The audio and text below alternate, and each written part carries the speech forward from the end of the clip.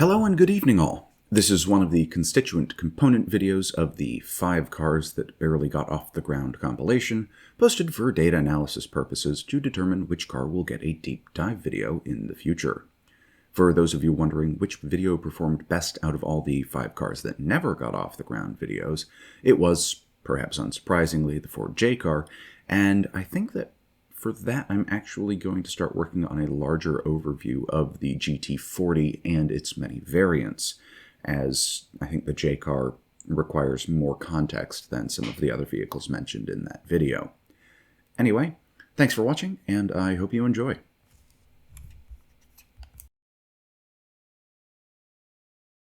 Mercedes had returned to Le Sarthe for the first time in 50 years, as a full factory effort.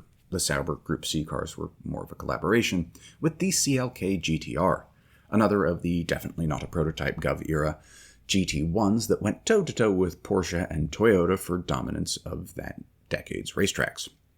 They followed this up with an updated version in 1998, the CLK LM, a car which won everything except for Le Mans in its year of competition, but GT1 died that year as well, which led Mercedes to choose between the open cockpit Le Mans prototype class or the closed cockpit Le Mans Grand Touring prototype class, with Mercedes opting for the latter as it allowed for better tie-ins with their road cars, and it seemed a more familiar path given their past years of experience. However, all was not the same. With GT1 dead and no major race series to compete in, they focused solely on Le Mans and GTP. Thus, the new CLR-A didn't have to be built with any compromises for road-going homologations, even if one never saw the road, Toyota. So AMG's motorsports division and chief designer Gerhard Unger could safely ignore things like minimum headlamp heights or space for road car comforts, rather than pay lip service as they had done in the Straßenversionen. Thus, the car was substantially lighter, with a much smaller cockpit and shorter length and wheelbase, while the wheel overhangs were noticeably longer than the outgoing GT1 vehicles.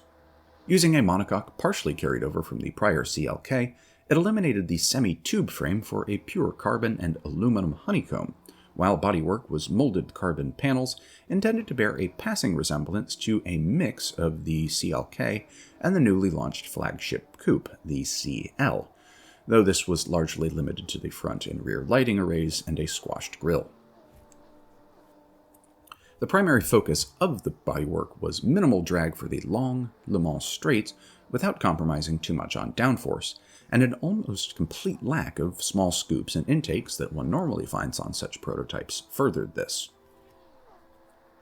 The engine was an improved version of the CLKs and had its origins in the M119 naturally aspirated road-going V8 and earlier race-proved Sauber run power plants, with displacement increased to 5.7 liters as a compromise for the GTP rule set, in this instance capable of about 600 horsepower. X-Track was again providing motive power to the rear wheels with a 6-speed sequential box.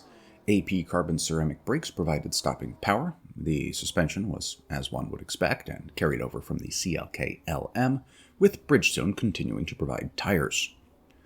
Total weight was allegedly slightly over the 900 kilogram class weight limit, but stats differ on exactly how much over. Development of the car commenced in September 1998 and had finished by February 1999, with one car commencing testing shortly afterwards in the US.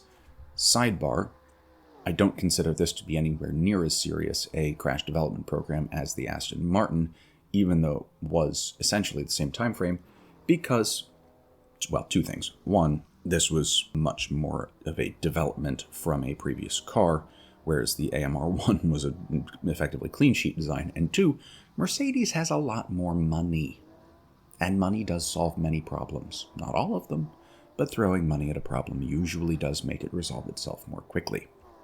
Be that as it may, by May and Le Mans test day, Mercedes claimed that their new model had racked up almost 22,000 miles or 35,000 kilometers in testing around the world, all without major issue or failure. Mid-pack amongst the prototypes for test day, all 3 of Mercedes' entries were sufficiently quick to make the cut for the entry list, and qualifying looked like they were improving on their pace to sit closer to the front runners, when Mark Webber's car, the number 4, attempted an overtake of Frank Biela in his Audi R8R and suddenly became airborne, semi-somersaulting onto its side and skidding towards Indianapolis and into the barriers. Suffering very minor injuries, and after some physical therapy, Webber was given permission to participate in the race. In morning warm-up on Saturday, however, Webber was driving a rebuilt number 4 when he again became airborne, this time headed into Mulsanne Corner, and this time in view of the TV cameras, which were in full live broadcasting mode. While nobody had seen the first crash, obviously this one was seen by many people, and Mercedes, cognizant of their history in the past with cars taking off and going places that they didn't belong, hurriedly modified the 2 remaining entries in an effort to prevent this from happening again, based on consultation with Adrian Newey. They added dive planes to the front bodywork to increase downforce in that area, and they sent their drivers out with the cautionary note not to trail other cars too closely. The 2 remaining cars started the race actually quite well, swapping the lead positions with Toyota and BMW for the first 4 hours or so, until Peter Dumbreck was chasing the second-placed Toyota down towards Indianapolis when he kissed the apex of the track a bit too closely, and the car became again airborne in almost exactly the same spot as Webber's first incident, lifting and spinning through the air into the woods beside the track. Landing right side up, Dumbreck was nevertheless knocked unconscious, but he came to and clambered from the ruined vehicle, where he was found by officials and the gendarmes and promptly tested for drunk driving, because that makes perfect damn sense. Only the French.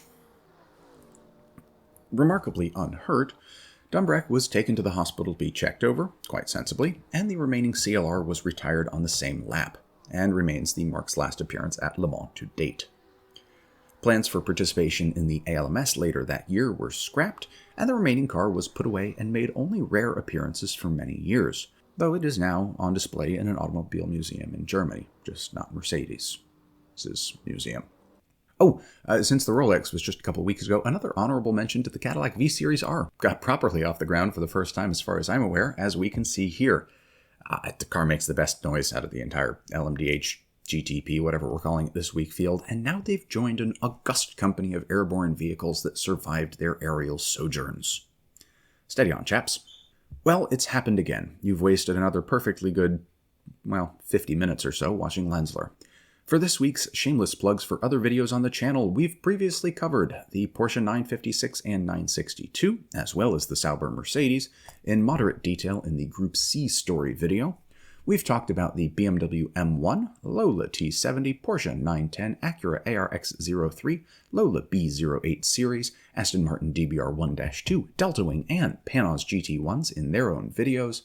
And of course, GT1 as a class has been discussed in DEFCON GT, Modern GT Racing Explained with Nuclear War. So if any of those topics interest you, go and check them out. That brings us to the end of the video. Hope you've enjoyed it. And for this week's call to action, not featuring the 3 sacred words of YouTube, like, comment, subscribe. I'd actually appreciate book suggestions for starting a reference library. Most of my research is either internet or primary source based, and the former can be a confusing and frustrating place from which to source information, while the latter is, quite entertaining and fun, but inordinately time consuming and quite hellacious on my liver.